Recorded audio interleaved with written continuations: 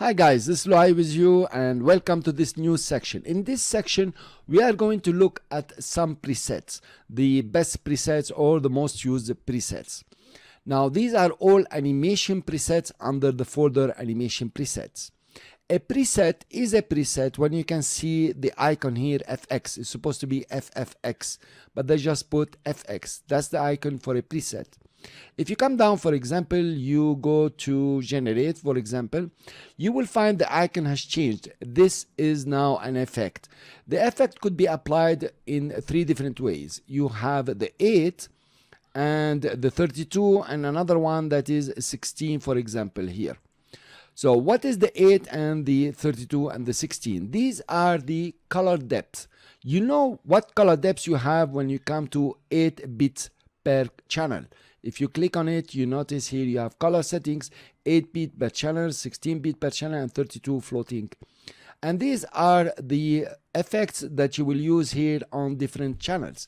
Now, 32 is the highest quality of colors. Of course, you might not care about this because you are not working on high quality videos, and the color distortion is not that you care about. It's very minimum. The effect has the bits per channel and the presets have the FX here. Of course, you can browse your presets. Notice you can browse only your presets. You cannot browse your effects. By going to browse presets, you jump to Adobe Bridge and you can here have your presets. They are exactly like in the menu here. If you want to browse here, the benefit of browsing here is, for example, you can double click on a subcategory and come and just see it here, what's happening. This is an auto scroll vertical, for example, or fade in, fade out, something like this. You can see what's happening here. Now, this is fine, but I'm not going to use the Adobe Bridge now. We are going to use just the menu from here. So let's close Adobe Bridge. Cool. Now, in the menu here, you have effect. These are the effects. Of course, if I choose a layer, some of them can be highlighted and they can work. And there is animation. So our concern now is with these three options. We can apply animation, apply recent animations, and also what's important is later on at the end, we'll see save animation presets. Fine. So now that we know the difference between a preset and an effect, we will move on to the next lecture and start looking at, I will suggest, behavior, and we'll look at a fade in and a fade out. See you then. Hi guys, welcome to this new lecture about presets. Now in this lecture, I will show you how to use the fade in over layer below. So actually we're gonna take the first layer and it's gonna fade in and appear on the layer below. So obviously this first layer will not start from the beginning. I will just click on the beginning of the layer and trim it. And that's okay with me, you see, it's not bad. And then the second layer here is not gonna go to the end. So what I will do, I will also trim it, for example, at 4, whatever you want, and then press alternate and right bracket to trim it from the timeline indicator to the end. So now the first video will start at this point and will end at the end of the composition, and the second one will start from the beginning and will be replaced by the one above. So if I play my animation now, you notice it's very abrupt, the change here. What I would like to do is this layer will fade in. So I will use the presets and drop it over the layer that I want to be faded in. And then the effect control panel will show. And this is a very useful panel where it shows you the parameters that are being used and what you can change, what attributes and what properties you can change. The first thing I notice is I have an option here, animation preset. I have fade in over layer below and fade out over layer below and the colorize. So I have chosen fade in over layer below from the fade in presets. So notice you have fade out, which is also here. So it's the same preset that has two options here and has two options here. The next thing you notice is the source opacity is in red, meaning it's driven by an expression. And then you have the fade in color. Fine. You notice now that the fade in starts at the beginning of this layer. You notice it is 0% for this layer, so it's not showing at all. And then at the end of the intersection, it comes to 100%. So actually the fade in is the intersection, or the time of the fade in is the intersection of the two layers. Now if you play your animation by pressing spacebar, you can see that the fade in is working very fine. So that's the way to use fade in over layer below. It is the intersection that determines the time of the fade in. If you make the time of, if you make the intersection a bit longer, you notice that the fade in will take longer. Now this is very useful because it will cut a lot of time on your work. You don't have to put keyframes for opacity for the first layer and the second layer and so on. Cool. Now let's look at a fade out. What you can do is to come here and say, okay, now give me fade out over layer below. So now this layer is gonna disappear. If it's gonna disappear, it means we are going to start with it. True. And then we are going to trim it, for example, at 2 seconds by pressing alternate and right bracket again. And same, the fade out will be the intersection of the two layers.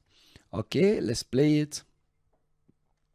And you can see how the upper layer will fade out into the bottom layer. Fine. This layer has something like stable, which is not nice. They have a still frames here, which are not nice. This is better.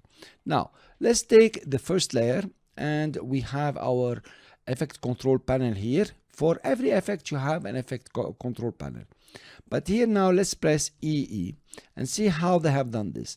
We notice that the source opacity is driven by an expression.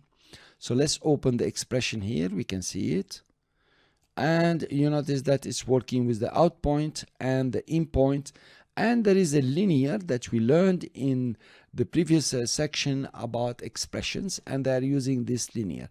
So practically it's pretty easy to use, but it's not maybe so easy to create. So that is a fade in and fade out. I urge you to start using the fade in and fade out. Do not, do the keyframes and so on. Think about the presets. When you want to do an animation, mainly transitions, think about the presets. Try to find a preset that fits you, and you can make some changes, and you will save a lot of time in the future after you have learned very well. Having used the fade in and fade out on videos, let's see if it can work on solid layer, simple solid layer. So here is much easier. I'll put that solid layer here, and this one, bring it over here. I will trim them all, and we are going to use fade in over layer below. Let's put it on the orange, and there is no changes here to be done. Let's press the space bar and play it, and here you are. There is a very beautiful fade in that you can use. Of course, the fade out also will work the same if you do something like this. Okay, you can make it short or long. Remember, it will take the intersection for the time of the fade out or the fade in. First, we have to change here from fade in over layer below to fade out over layer below, and let's play. And here you are, is happening, is very beautiful. One has disappeared to give space to the other one using the opacity. And notice you don't have any keyframes. That's what's beautiful about fade in and fade out. It saves you a lot of work. So all you have to do is just to stretch them to determine where they're gonna fade in and how long the fade in is gonna take, time to fade in and out. Thanks very much for listening. I will see you in the next lecture, where we'll see some rotate over time or something like this. Hi guys, in this lecture about presets, we are going to use rotate over time. Now rotate over time is very useful because it will rotate a shape layer, a solid layer, or a movie, or whatever you want, anything that you have put, any layer, during the whole time of the composition. So you don't have to animate it, it just works by its own. And it's very useful sometimes to have, an automatic rotation of a certain item. Let's create a shape layer, a rectangle, for example. Here you notice this is the anchor point of the shape layer. So I will drop in a rotate over time. Now, if you look at the effect control panel here, you find rotate over time. This is the original name. And you have another one that is transform, that is in between brackets. What this means? It means that rotate over time is the initial or the control preset, and the transform is a preset that is depending on rotate over time. So the transform takes its parameter from this rotate over time. Now rotate over time has only one parameter, which is the degrees per second, how many degrees we are going to rotate per second. Let's play the animation first of all. And we notice it's pretty slow, but also we notice something else, that it is rotating according to the anchor point of the shape layer, which is in the middle of the composition. Remember that. Let's increase this one, for example, to 45. You notice the speed is quite high now. That's very beautiful. It's rotating. Let's put it at 180. Then we have a full rotation every 2 seconds. You can also make it 360, which makes a full rotation every second. Cool. Let's leave it at 180. So I'm gonna put 0.5 here, and it will change to 180. Cool. But now I don't want this one to rotate on the anchor point of the layer or in the middle of the composition. I want it to rotate on itself. Let's look a bit. Here we have the anchor point is in the middle of the composition, and the position is in the middle of the composition. If you press EE, you find out that the anchor point is set through an expression that divide the composition width and height by 2. So the anchor point is really in the middle of the comp, not even the layer. And also the position is in the middle of the layer. And then you have the rotation that is using time and in point to rotate every second by the number of degrees you have decided. So how do I change that? Now here we want to learn how to break a preset, but it's still working for us. So first of all, I'm gonna press Control, Alternate, and Home to bring the anchor point in the middle of the shape layer. So I want it to rotate on itself. You notice here we have like a target shape or an icon for looking like a target. So let's use this one. To use this one, I need to stop the expression. So I cancel the expression here. I will cancel the expression here. Now, of course, it's rotating, you know, totally randomly. I don't know why. I will take the anchor point, click on the target and put it in the middle. Now notice the rotation is rotating on itself, but the position now is wrong. So I will click on the target icon and also put it in the middle. I'm just eyeballing it. It really doesn't matter. You can fix the values here the way you want. You can make them, let's say 350. Actually, what you should do is to copy the position of the shape layer. And here 362 and here 362. Well, it's not exactly in the middle, but it will work for the example. Let's select our shape and press space to turn it. Now it's turning almost on its anchor point. There is a discrepancy. It's rotating according to where we put the target. If I put it over here, it will rotate over on the target. This is the position. If I take the anchor point and put it over here, and I take the position, put it, I don't know, over here. Let's see what kind of rotation we have. So it's mainly rotating around its position. Let's do it again. Take the position and just put it in the middle.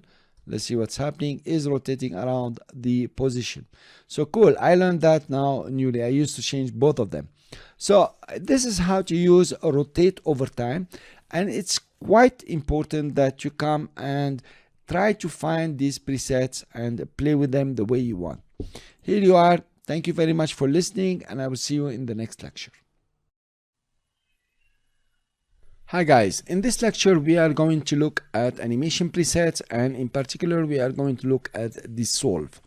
So we have here block dissolve digital, random, scan lines, but also if you go down a bit you will find dissolve blob. So it's not block dissolve, it's just dissolve and dither, ripple, sand, and so on. These are the animation presets. If you go down even more, you will notice you have transitions, and inside transitions there is block dissolve, which is working on 16 color depth. Fine. I will tell you why I draw your attention to this one in the transition here. Let's go and try to apply the block dissolve digital on the layers. First of all, let's open our layers. We scroll down and we look at any effects that you have. You have an effect here. Let's delete it. Just select it and delete it. Fine. I will double click on the layer, then double click on the timeline in the layer panel, and it will return it to its initial, length. And then I will double click on the second one, double click on the timeline in the layer panel, and it will return it. Remember that layer was, it had something here that's not moving. Fine. So now let's take the block dissolve and drop it over the running layer. Now you notice immediately that you have two keyframes that have been created, and there is dissolve master control. The keyframes are on dissolve master control, and you have block dissolve. Now block dissolve, I drew your attention, it's coming from transition block dissolve. Now notice how this preset is made. First of all, you have the master one, it's written dissolve master control, which has a slider. So actually there is a slider that is called dissolve master control, and then there is the effect itself that is dissolve. And you notice transition completion, block width, block height are controlled by expressions. Let's go to running and press double E to see the expressions. We can open here, we see the expression. It's not a complicated expression if we read it. If you want to do it, maybe it will be a bit complicated, but you notice that they are using linear, and we take transition completion from 0 to 100 and we return it to 100 0. So like if we are inversing it. And then we have the layer here that is divided by 10, that is the block width, and we have the block height that is divided by 3 and is taken from the dissolve control. Fine, cool. So let's run first of all our animation and see what will it do. I will close all this. Let's show the keyframes only. You notice this is an in transition where the layer will appear on top of the bottom layer. That's one way to look at it. So this is an animation or an animation preset that will make the top layer or the layer where you put the preset appear through dissolve of blocks, and it's pretty nice. So let's move this one on this side, okay, and we press spacebar to run the animation. You notice the bottom layer will start running, and then the top layer will come in through the dissolve. And that is pretty interesting, where you can have already a transition from one video to another through just by clicking and dropping on the other layer. Now, why After Effects they have so many dissolves? Because they are important and you can manipulate them the way you want. So that's one way to do it. Now, is it possible, for example, to use, instead of bringing in the layer, to remove the layer, for example? Let's take these two keyframes, right click and say keyframe assistant, time reverse, and let's play our animation and see exactly. So the layer will appear, and then make space for the second layer.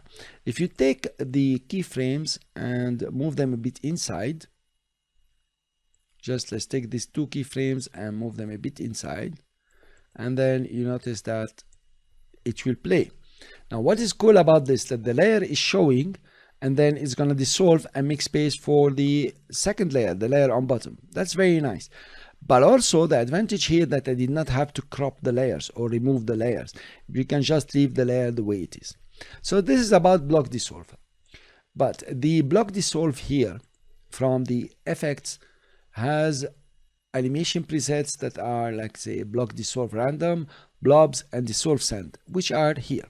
Let's remove this effect from here. If we drop it in and we run our animation now, it is dissolving in smaller blocks. Notice here what's happening.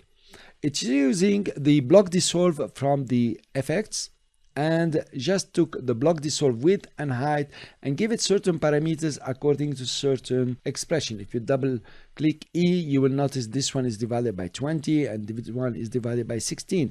So actually this preset is just taking this effect and, you know, manipulating the block width and the height according to a certain expression. Now this expression is so simple.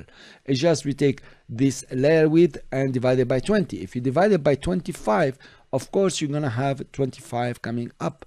And let's run it and see how is it. You know, it became a bit more. If you make this one, for example, 20, then again we have more on the heights and the blocks are getting smaller and smaller. Let's take it at the beginning, press spacebar and play. So this is one way to do it. Of course you could have dropped this one, you don't like these blocks. What you can do is to eliminate here by pressing alternate and on the stopwatch, and you remove the expression, and now you are using block dissolve by itself. So why am I teaching you this? It's very important to understand that there is nothing enigmatic and really there is no mystery in it. They want to do an effect here. They want to give you keyframes to make, you know, easy, your life easy, your animation easier. And then they using the effects here or the presets here to do that. That is very interesting and very practical to you. Now I want to remove the effects from here and show you something else. I will press delete, it's deleted. I will take the block dissolve scan line and drop it over. You have a master effect here which has a transition completion, and you have the block dissolve. So what would you do? You can also do the same. You can create a slider. We will see that in the controls, and then put any transition that you want from here, for example, and control it with the slider. And that is pretty neat and pretty convenient for you to create your own presets. Now notice you can come and save your preset here. We'll go through that later on, and we'll know how to save these effects or these presets. Thanks for listening. This is about block dissolve. It is not so difficult, but the understanding of how these effects are put after each other and how they are manipulated is pretty interesting. Thank you very much for listening. I will see you in the next lecture. Hi guys, this is Luai with you, and in this lecture we are going to look at transitions movement. They are easy to use, and I would draw to your attention what is really specifically good about them and how to use the effects later on. So let's take a very simple transition here. We say the slide drop. Let's delete all our effects. There is nothing. We make sure there is nothing. We push this layer inside, no problem. Here you are. We take the slide drop. Now it's very easy slide, but it uses a control. It has a reverse direction. That's interesting now. And it has the transform. Transform is an effect. I think I already talked about it, where you find it under distort. Here it is. You have the transform here under distort. Transform is very important, and we'll use it also with adjustment layers. Fine, let's run our animation and see exactly what's happening. The layer is just dropping in from above. If I reverse the direction, the layer I think will go from bottom. Here you are. Fine, what else can you do here? You can play with the anchor point. You can add some hue, some scale, some rotation, whatever you want. I encourage you to come here and do any changes you want. I will delete this effect and move on and choose another effect. What I want to show you here, for example, is zoom and spiral. I will drop it over the layer. Let's run it and see exactly. It's zooming in and somehow it's spiraling. It has a rotation, it comes in. Also, they used the transition completion. That's a slider. They also used another slider to decide on the size of the pixel or how is it sliding. It's at 200. Maybe we increase it and see the effect. So it's getting faster. We even make it faster, or it comes now from the other side. So you can come here and adjust it the way you want. There is spiral, start angle. So this is a control. This is a rotation control or an angle control. So you have a slider control, another slider control, an angle control, another angle control. Let's try to change them and see exactly, the rotation is changing. Pretty cool. So if you're doing a project, you might want to use this one instead of working very hard with keyframes. Here you have only 2 keyframes.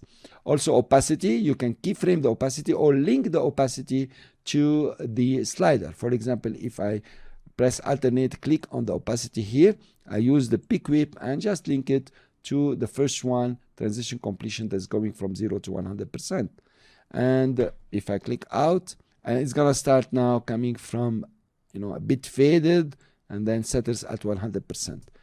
Let's go and choose a nice one, which is the pixel storm. Just drop it here. Now notice they used card wipe, and card wipe, we know we can find it in the effects down there, and we can do changes. Let's look at it. It looks like it is 3D, but exactly is not 3D the way it's rotating it, but it looks like 3D. It's pretty nice. What you can do here is to increase the rows and the columns, and now you have something really quite exotic coming in. I love this one, mainly if you make it very short in time. It comes in and it's pretty beautiful. I use it a lot. Come on. It's very nice. I like this one. Mainly, of course, it depends on the colors of the video. This one, the colors are a bit lost. Cool. Also, you can make it 2 and 2 and run it again. So we're playing with the card wipe. We did not touch the main one, that is the slider. So let's look at it now. And here you are. It's coming 2 by 2. It's too speedy. I'll put it back to 2 seconds for you to see it. 1, 2, 3, 4. Nice. If you go ahead and make it 1 and 1, you have another one that you really want to use. So actually this is about the pixel store, and I advise you to use it with high number of rows and high number of columns, and gives you that pixelated thing that's very beautiful. Of course, you can extend with the card wipe and start using the camera and so on. Let's look at the bubble a bit, and this is pretty interesting. I will delete the effects from here. So in the bubble here, they used 3 effects: the slider itself, transition completion, the spherize, and the transform. And look at the effect that you have here. Maybe you'll want to use this one. Of course, if you do non-uniform scale, it will come from one side, and you can change the skew and so on and play with it. So actually this is all about what you call transitions movement, and it's important that you have noted that we have 1, 2, 3 effects put together, because that's going to be very useful to create your own effects later on, your own animations, and how to save them, and that will be important. Thanks for listening to this lecture. I hope it was useful. It was just a demonstration to show you the transition movements and which one have been used. Hi guys, and welcome to this new lecture. In this lecture, we want to focus on animation presets and transition wipes. There are very many wipes. These wipes here are meant for a certain size, for a composition that is PAL or NTSC. They are not interesting in our case. There is band doors and so on, but really I want to focus on linear wipe and the clock wipe, or what we call the radial wipe. Cool. Let's use the linear wipe first. We take linear wipe and drop it on the solid layer. We just run our animation and it's wiping from left to right. That's very easy. We look at our keyframes. It's using transition completion, which is from 0 to 100. But also we have an angle. Let's put our timeline indicator in the middle and play with the angle. You notice now it can wipe from a different angle. For example, this one. And here is your wipe. So these wipes are very important, mainly the linear wipe. You can also feather it a bit. If you notice, it will be like, coming out. The feathering is here. Let's shorten this one. And these wipes are very interesting to do lots of transitions and to introduce text and characters. Let's put this one to hide it, and then we write a certain text. For example, AE school. So I have a very thick text to show you. And if you put it like this in the middle, we take in effect and preset the linear wipe here, and we drop it on the school. Now notice you already have an animation that is very nice. If you turn the angle at 0, it will wipe from up, I think. Yes, if you take it at 180, half a rotation, it will wipe from down. And it's pretty practical. Let's say you make it a bit longer so the wipe is really visible. And here you are wiping from bottom to top. Cool. So that's a very interesting wipe. Now notice what's happening here. I took the effects here, linear wipe. I removed the keyframe. I played with the keyframe. There is nothing left. The only thing that is left is the effect that you can find in transitions. Here there is the effect linear wipe. So actually the presets are just an application of the linear wipe with a couple of keyframes to demonstrate to you. So this is about the linear wipe. There is not much, but it's very useful. You can use it on layers also. If you time all of them, look what's happening here. Look what's going to happen. And they're going to come all together. Cool. That's already, an entrance for an animation. Let's play it again. Not bad. I can take the keyframes and play with them. That's one. That's about linear wipe. Let's go to radial wipe. So what I will do, I will delete this wipe from here. And actually I will delete the text, and let's go to radial wipe, but we want to go to the presets. So the preset here is translated into a clock wipe. Let's take clock wipe and drop it on the circle. We still have a linear wipe here. We will delete that linear wipe, and we have the radial wipe. Let's play the first version. Pretty interesting. Notice how it's wiping circular. We have counterclockwise, we have clockwise, the opposite direction, and we have both. Now both is interesting, and that's not bad. So at this angle we have the wipe center that is under an expression. If you look at the expression here, you will find out that the wipe center is just in the middle of the layer, or the composition even. In fact, it's the layer. So let's remove it. We don't want any expression. Now the center is just in the corner. You can come and adjust the center, for example, in the middle of the comp. That is 640 360. 640 by 360. Now it's wiping in the middle of the comp. Fine, let's bring it here and let's turn this one this way. Cool. So we give it a plus 90 degrees. So now you have this wipe. Cool. What I want to do is to animate the center. I will put the wipe center now here and make it 0, and then go after 1 second when it's opening 100%, a bit more maybe. Yep. And make it 640 again in the middle. So let's look at our animation. Press spacebar. Here you are. It's very nice. Of course, if you're doing it with movies or with certain layers, images, the wipe here is very beautiful. So this is the clock wipe and the linear wipe. Now normally what we will do is to go to the linear wipe and the radial wipe in the FX and use them from there, because it's not much to use inside the FX themselves or the presets themselves. There is not much here. So you learned about linear wipe and radial wipe. We will use them later in the course to create some more animations. That's why here I don't want to develop much on them. Thanks very much for listening. I hope this was useful, and I will see you in the next lecture. Hi guys, I hope you're doing very well in this section of presets. And in this lecture, we are going to learn how to create a preset, an animation preset, and how to save it, and then how to recall it to use it on different items, different objects, or different layers. And that will be quite powerful. Mainly if you're doing a project, you might want the same preset to be applied on different layers or different circumstances and change just a bit. So let's start. The first thing we want to do is to delete the effects here. We delete this effect and we align our layers on the beginning here. Fine. Now in the effects and preset, you have seen control. So I'm gonna use here slider control. Slider control is very easy to use. You don't have to worry about it. Just take it and drop it on the layer. Now slider control has a slider. It slides from 0 to a certain value, or let's say 100, or you can slide it from negative to positive. It doesn't matter. You can come and change the values here. Cool. So now we have our slider. Let's rename it. We are going to say is my preset number 1. Okay, that's your first preset. Cool. Now after putting the slider control, let's look for transform, and here it is here. We click and we drop it over the layer. Now I have the slider and I have transform. As usual, you can just put transform in between bracket to indicate that this is dependent on the preset. When we come to scale here, you have uniform scale. We don't want uniform scale because we might change this. So it's better to have the scale height and the scale width. Now we can start keyframing the scale height and scale width, but what will be better is to use expressions. And using expressions is not about writing them, it's just about using the pick whip, and that's it. So I will press alternate and press or click on the scale height.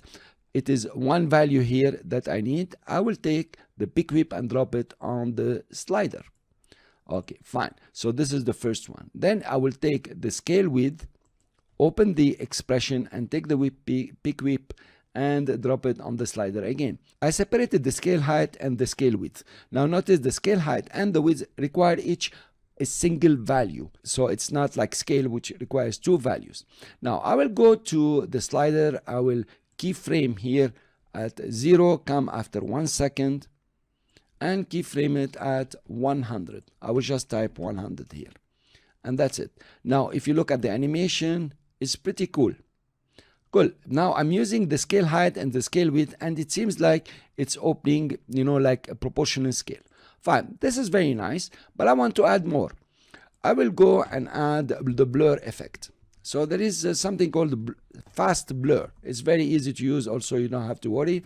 I will take fast blur and just drop it on the running layer. Now fast blur also depends on a single value. So I will point on the stopwatch, press alternate and open the expression, take the pick whip and drop it on the slider. As simple as this. Okay, but now there is a problem because this will grow. So the blur will go from 0 to 100, not exactly what we want. So we'll come here and write an expression. We could do that, or we can play with the slider values here. But the best way, and you have learned it in the previous section, is write the expression linear. So that is linear. So it's working on the slider. The slider will go from 0 to 100. So it will go from 0 to 100. Now when it is 0, I want to give it the value, for example, of 65. When it is 100, I want to give it the value 0.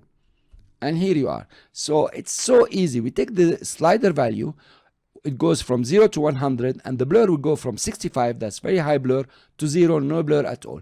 And let's run our animation. Make it short up to here, and let's run it. Here you are. You notice it's scaling up and it's blurring out, you will say, or blurring in. Fine, that's not bad, it's okay. Let's add something more, it's too easy. Let's do something else. Let's go to rotation. Same, I'm gonna do like this. I'm gonna press alternate and stopwatch. It will open the rotation. I will take it and drop it on the slider. Now, of course, this will go from 0 to 100. It's not good for me. What I will do, I will also use linear. You notice how linear is a very important expression. And when the slider goes from 0 to 100, I want the image to rotate from 0 to 360, a full rotation. Cool, here you are. Let's play it. And now it is turning and coming in and blurring and so on. Fantastic. So I have the effect here. That's my effect that's doing three things at the same time. You can come here to fast blur, rename it. Okay. We put it in between brackets to say, okay, it depends on the other one. So you notice how easy is it? I'm just using the pick whip to create the expressions and to make it as simple as possible. There is no magic here. Now I want to save that effect. If I come here and say save selected effects, I have to select the three of them. For example, I press Control to select the three of them. That's cool, but there is better. Let's close this to see them all. Fine. I will come to effect. I will just choose the effect and make sure that inside I have the three effects that I have put. Fine. I will come to effects. I go to animation and say save animation presets. So I'm taking effects, I'm putting sliders, I'm putting control, I'm putting one single keyframe, and now I want to save a preset. I hope you get the understanding here. We take the effects, we work on them, and then we save an animation preset. I will say save. Now, in the save here, it will go to a very good directory. It is support under the directory or under the folder of Adobe After Effects. There is support, there is preset, there is behavior. Well, I don't want that. I will go to preset. I will make a new directory here or a new folder, say folder, and I will say yes. And I call it my presets. As simple as this.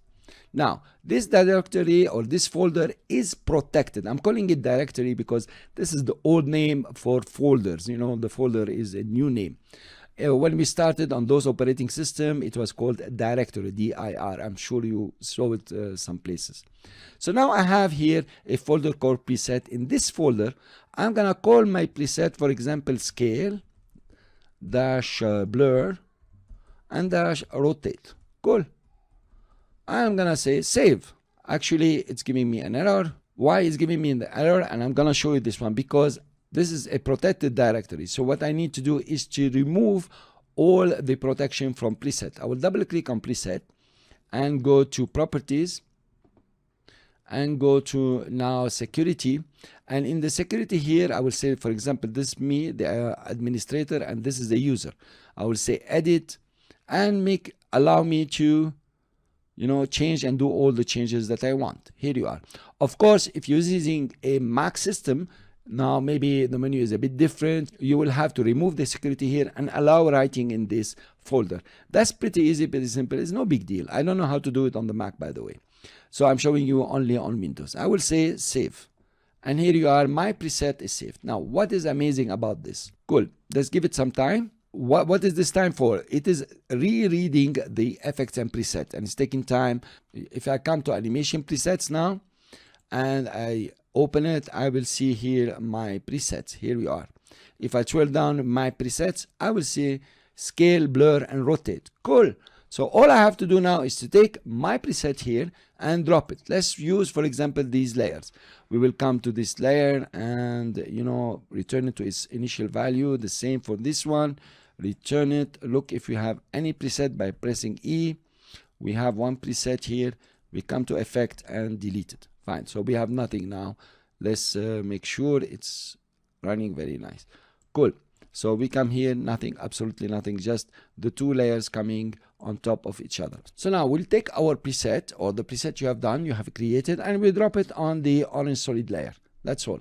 Now you see it gave us all the work we have done. It has the three effects here, and if I press spacebar, it is playing very nicely. No hassle, nothing. So if I wanted to use this one as a break, for example, in a sequence of videos that I'm doing, I will create that preset. Of course, I will make it very sophisticated if I want, and just plug it in or drop it in every single layer where I want this transition, and it's happening. So let's recap a bit. How do you do a preset? First of all, you create the preset, meaning you enter maybe a slider, okay, and then you put a transform or any other preset that you want from here. Then you can enter fast blur, you can use simulation, stylize, whatever, and if it is text here, you can use all the text that you want. And also you can use the animation presets here.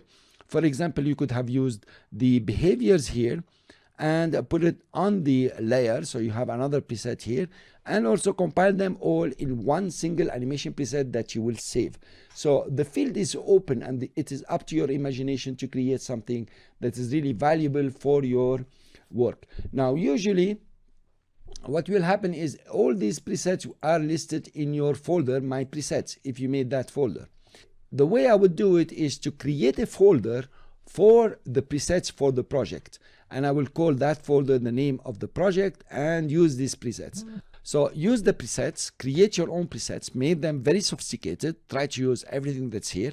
I'm not saying this is advanced. This is actually very easy. You have seen how I created it, and all we use is the pick whip. Maybe you could have used all the keyframes that you want. And I hope you learned a lot here, and now you are very familiar with the presets. In the next section, we'll move on to effects, and we'll see how beautiful it becomes using them. Thank you very much for listening, and I will see you in the next lecture. Hi guys, and welcome to this practice activity or the practice challenge. Now I challenge you here very nicely for you to recreate this entry animation for this video. You can also download the video and the project from the download your challenge, and then you can recreate it. So the trick here for this practice activity is to find out which presets I have used. Actually is not so obvious. You will have to try many of them, I hope so, and see which one will fit. Actually, it's very interesting. I'm using a preset, one single preset twice, and a preset that we have seen together. So combining them together will give you this effect of entry point. It's very interesting. Now also you want to save your animation preset like we said and recall it to use it on any other layer, including shape layers and solid layers. Now, what is interesting in this practice? It is not about just listening to me. You have to get your hands dirty. You have to come in and start downloading this preset, messing up, understanding them. Don't go easy on it. Try always to look at the preset and all the parameters and all the attributes that you can change to obtain a certain animation that is feasible for an entry point. I will see you in the next lecture, and I will show you how I have done these presets. Nevertheless, you could do even better. You could introduce a blur. You could also introduce, I don't know, a radial wipe, a linear wipe, anything that you will like. It's important that you combine the presets to obtain your own presets. I'll see you in the next lecture.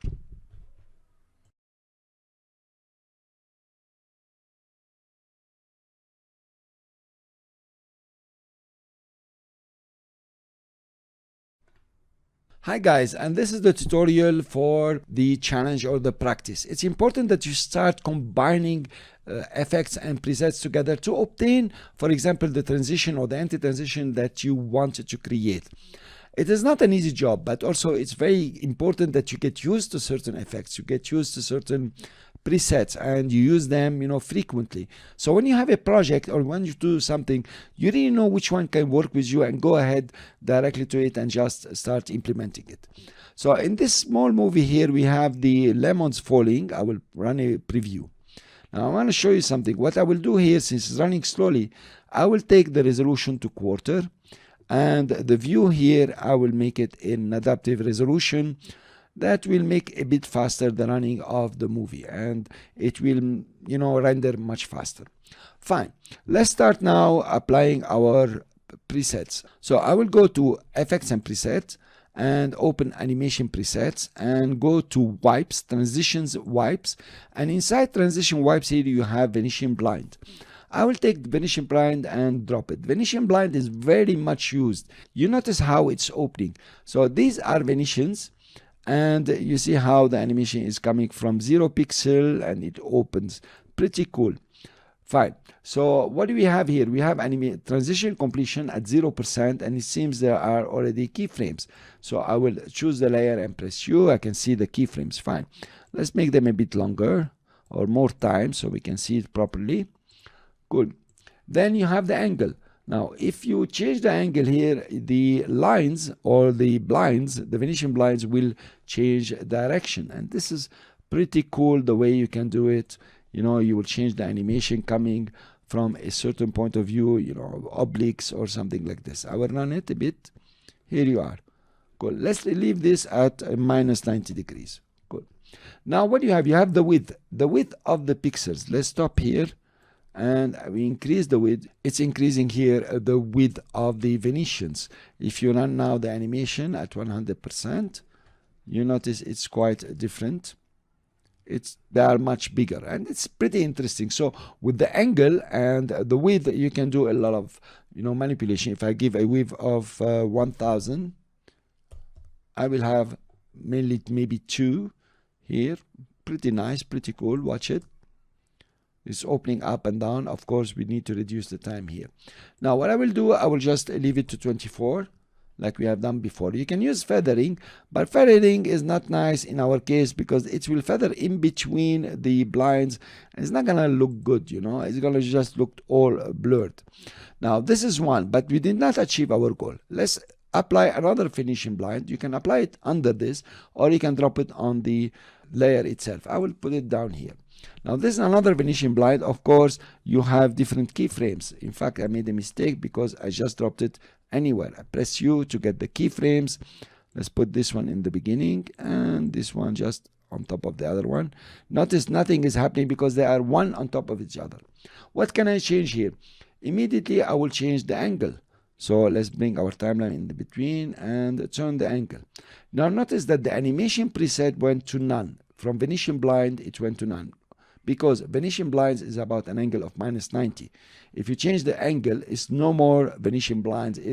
You're using Venetian blinds effects the way you want. So here we are. We can just put it here and see exactly what we're having.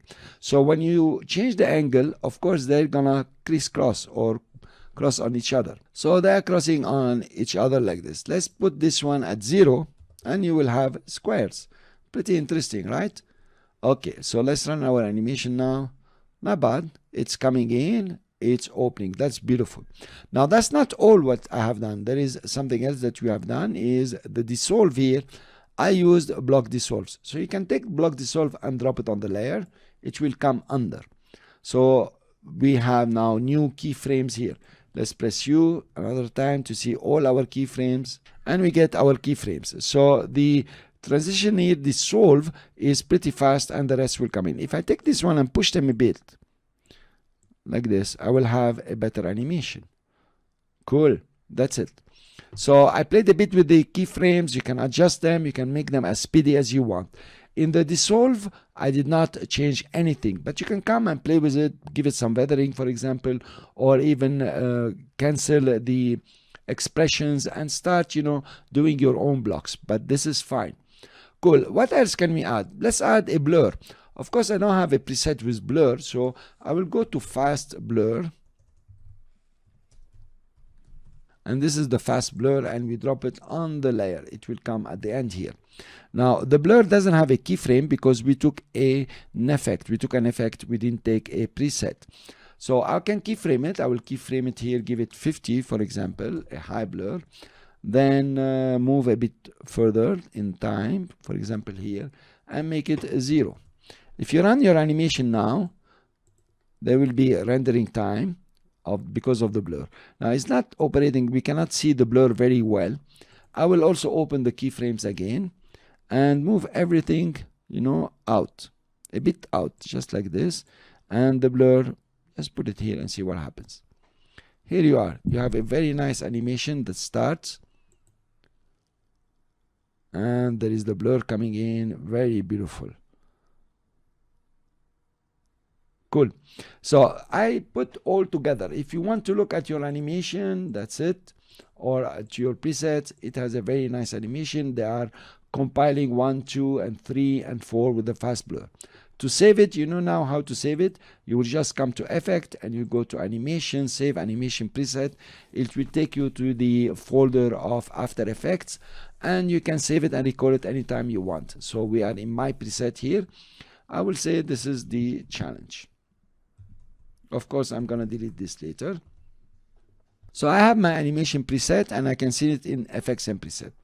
Now this is, I applied this on a video. You can also apply this on a solid layer, on a shape layer, on anything that you think you can use it on. Now what is important is to add more, to combine, and to learn all about presets. Thanks very much for listening. I will see you in the next section, and I hope you're enjoying this course. If you have any questions, please put them in the question and answer of this lecture or the section of question and answers in the course. See you then.